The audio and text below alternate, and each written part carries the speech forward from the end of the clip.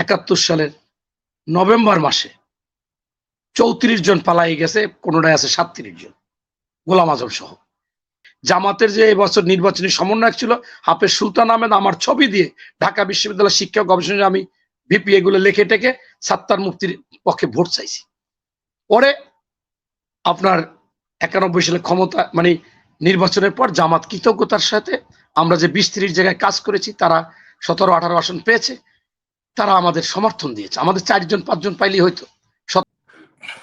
যে একজন রাজনৈতিক বিশ্লেষক বা কোনো নিরপেক্ষ কোনো পদ পজিশনে নাই, সে একটা দলের সমর্থকও লিখবে না, কর্মীও লিখবে না, কোনো পদে লিখবে না, সে তো যদি সাধারণ মানুষ হিসেবে আসে তাহলে সে কখনো একচেটিয়া কথা বলতে পারে না। এই জন্য পৃথিবীতে প্রতিটি মানুষের ছোট বড়, রাজনৈতিক অরাজনৈতিক, প্রত্যেকের গুণও থাকে, দোষও থাকে। যেহেতু একটা দলেরই দোষ দেখবে আর সমালোচনা করবে, এইটা কোনোভাবে সে এই পদে থাকতে পারে না। এবং আমি মনে করি যে সে কোনো নীতিবান লোক না, ইসলাম বলেন অন্য দৃষ্টি থেকেও মানুষের মধ্যে পড়ে না। এই কথাটা আমি আগে বলেছি এবং আমার এটার যুক্তি আছে।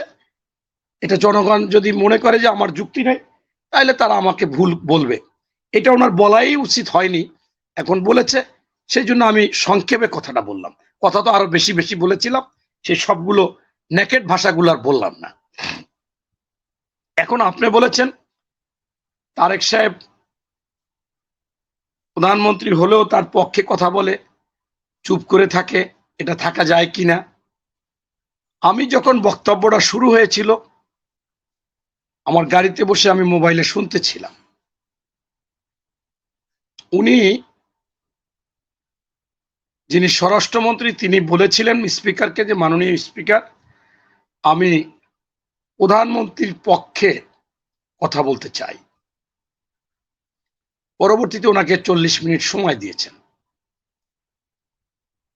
এমনও হতে পারে যে হয়তোবা দীর্ঘ সময় করেছেন বা দীর্ঘ সময় কথা বলতে হবে, আরো কিছু একই কথা সেখানে প্রায় লিখিতই ছিল, সেই কথাগুলো বলেছেন।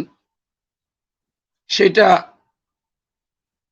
কোথাও সংবিধানে সংসদে কোথাও নাই যেটা বলা যাবে না। মন্তব্য করা তো সহজ, এখন যার কথা যার পক্ষে বলেছে সেটা যদি ভুল ত্রুটি হয়, সমালোচনার হয়, সেই বিষয়ে আপনি সমালোচনা করেন, কারণ কথাটা তো ওনার। উনি তো আর বলতেছেন না যে আমি কথা বলি নাই। উনি যা বলেছে সেইটাই স্বরাষ্ট্রমন্ত্রী মনে করেন বলেছেন বা পড়েছেন। সেই ক্ষেত্রে আমি তো এটা কোনো দর্শনীয় দেখি না। যদি তারেক সাহেব বলতো না এইটা আমার কথা না, তাহলে হতো যে না কেমনে বলে। সেই ক্ষেত্রে এটা মোটেও দর্শনীয় না। এবং এটা হতে পারে একজন প্রধানমন্ত্রী অনেক কাজ করেন, সেখানে যদি তার কোনো লেখার একটা কপি একজনকে তুলে দিয়ে বলে যে এগুলো আপনি আমার পক্ষে বলেন, এবং তিনি উপস্থিত, ওই লোক তো আর মিথ্যা কথাও বলবে না যে উনি ঘুমাই আছে, অসুস্থ আছে, অজ্ঞান আছে, যে ওনার পক্ষে আমি বলতেছি, সেটা কোনো প্রমাণ নাই, ওনার সামনে বসে বলেছে। এটা তো হতেই পারে।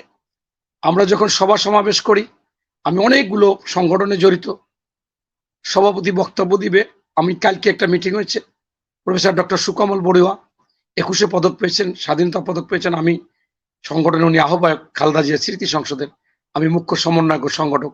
ঢাকা বিশ্ববিদ্যালয় শিক্ষক ক্লাবে হয়েছে, তখন সেটার সদস্য সচিব ওনার বিষয়গুলো পড়েছেন, উনি যেগুলো লিখে এনেছেন।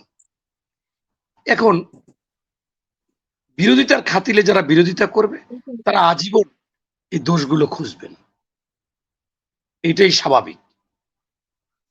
আর এই লোকগুলো এরকমই হয়। আর একটা ভাই বলেছেন ব্যারিস্টার বাড়ি আমি পরিচয় পরে নিব শেষে, বলছে মোরালগঞ্জ বাড়ি। আলহামদুলিল্লাহ, আমাদের একজন গৌরব, একজন ব্যারিস্টার। আমি জানি আমাদের ওখান থেকে মনিরুল হক ভাইয়ের ছেলে ব্যারিস্টারি পড়তে গিয়েছিলেন, ব্যারিস্টারও হয়েছেন। আর যে এখন উনি হয়েছেন এটা আমি জানি না, এখন পরে আমি জেনে নেব পরিচয়। উনি খুব আমাদের জন্য মায়া, ওনার কষ্ট। যখন লন্ডনে তারেক রহমান ছিল তখন স্থায়ী কমিটির মেম্বাররা বা অন্যান্যরা অনেক সময় খালেদা জিয়াকে আউট করতে চেয়েছে বা দেয়নি, ভিত্তিহীন করতে চেয়েছিল ভাবে ইত্যাদি ইত্যাদি এগুলো বলেছেন। ভাই কমপক্ষে তো বিএনপির ৬৫ লক্ষ লোক কোনো জায়গায় বলে নাই যে আমরা বিএনপি করি না। আমার নামে অনেকগুলো মামলা হয়েছে, আমাকে ৩ বার আয়না করে নিয়েছে, কখনো বলি নাই। মুজাম্মেল ডাক্তার এসেছিল, এখনো জীবিত আছে, খলিল ডাক্তার, আপনি যেহেতু ওই এলাকায় বাড়ি, আমাকে যখন নেয়, ডিজিএফআই তুলে নেয়, রিমান্ডের পর রিমান্ড, সেই সময় শামসুল আলম আওয়ামী লীগ থেকে নির্বাচন করতেছে, তারাও নিছে, জীবিত আছে, কখনো বলি নাই। টাকা পয়সার অপার দিছে, আমি একেবারে স্পষ্ট বলছিলাম মুজাম্মেল ডাক্তারের সামনে হয়ে, ঝালমুড়ি বিক্রি করে তার পুঁজি লাগে কত, পুঁজি দিয়ে কি করব। সেই কথাটাই তারেক সাহেব একটা সমাবেশে বলছিলেন যে আমি বিএনপির নেতা কর্মী সমর্থক অঙ্গ সহযোগী সংগঠনের ধন্যবাদ জানাই যে আপনারা বিএনপির নামই সবসময় বলেছেন যখন যেখানে বিপদ হবেন আপনারা গুপ্ত বা সুপ্ত হন নাই। এই কথাটা বলায় পরের দিনই তারেক রহমানকে বট বাহিনী দিয়া প্রকাশ্যে বক্তব্যে এই পালাই গেছে, মুসলেখা দিয়ে গেছে, অমুক তমুক, আমরা পালাই না। মনে করেন 1971 সালের নভেম্বর মাসে 34 জন পালাই গেছে, কোনোটায় আছে 37 জন, গোলাম আজম সহ। এখন কাউকে তো বলে নাই, উনি আমাদের একটু গর্ব করছে, আমাদের প্রশংসা করছে, আমরা প্রশংসা পাই না? আমি গুলি খেয়ে পা ভাঙছি, এত রিমান্ড, এত জেল পাবো না? এখন উনি বলে আমরাই নাকি এটা করতে চাইছি, এগুলো বলে মনে করেন বুঝাইতে চায় যে এখন বর্তমানে খুব খারাপ এরা, আর আগে ভালো ছিল। আমি সেদিন আপনাকে বলেছিলাম যে বেগম খালেদা জিয়া কোনোদিন বলেনি যে ৭২-এর সংবিধান ছুঁড়ে ফেলা হবে। উনি বলেছিল শেখ হাসিনা কর্তৃক সংশোধিত কাটা ছেঁড়া এবং যেখানে তত্ত্বাবধায়ক সরকার বাদ দিয়েছে আমরা ক্ষমতা আসলে এটা ছুঁড়ে ফেলা হবে।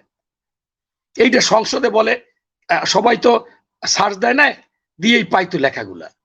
এখন সেখানে মায়ের চাইতে বেশি মায়া রাক্ষসীর, খালেদা জিয়াকে অপমান করে, তার কথা রাখে না, তার সাথে বিএনপি বেইমানি করে। আরে বাবারা, আমাদের টেলিগ্রাফ পাঠাইলো, আমি তখন ঢাকা বিশ্ববিদ্যালয় একটা ইনস্টিটিউটের ভিপি, বাড়িতে গেছি নির্বাচনের জন্য, টেলিগ্রামে লেখছে খালেদা জিয়া যে নৌকা ঠেকাও। আমার আসনে 4 গুণ ভোট বিএনপির বেশি, জামাতের 4/1 আমাদের মুক্তিযোদ্ধা, বীর মুক্তিযোদ্ধা দাঁড়াইছে শামসুল আলম তালুকদার, আমরা হাত পাও ধইরা আমরা জামাতের কাজ করছি। আমি লিফলেট ছেড়েছি, জামাতের যে এবছর নির্বাচনী সমন্বয়ক ছিল হাফেজ সুলতান আহমেদ, আমার ছবি দিয়ে ঢাকা বিশ্ববিদ্যালয় শিক্ষা গবেষণায় আমি ভিপি এগুলো লেখে টেকে সাত্তার মুফতির পক্ষে ভোট চাইছি। পরে আপনার 91 সালে ক্ষমতা মানে নির্বাচনের পর জামাত কৃতজ্ঞতার সাথে আমরা যে 20-30 জায়গায় কাজ করেছি, তারা 17-18 আসন পেয়েছে, তারা আমাদের সমর্থন দিয়েছে। আমাদের 4-5 জন পাইলেই হয়তো, স্বতন্ত্র নিলেও হয়তো, ওনারা দিয়েছে। এবং কেন দিয়েছে? এই জামাতকে রাজনৈতিক প্রতিষ্ঠাতা দিয়েছে জিয়াউর রহমান, বেগম খালেদা জিয়া ছায়া দিয়ে রেখেছে। এখন দিয়েছে, ভালো ছিল, কিন্তু শেষের দিকে আওয়ামী লীগের সাথে গিয়ে যে আন্দোলন করলো, দেশকে অস্থির করলো, সেই সময় তো খালেদা জিয়া বলেছিল যে জামাত মুনাফেক, বেঈমান। আমার কাছে আছে বক্তব্য, সেইটা তো ওনারা বলে না, সেটাও একটু বলুক যে একই খালেদা জিয়া এইটাও বলছে আমাদের। মেইন কথা হচ্ছে যে খালেদা জিয়া বা জিয়াউর রহমান বা বিএনপি জামাতকে কখনো বিরোধিতা করতো না, ওই কথাটা বললেও রাগ হয়ে বলছে।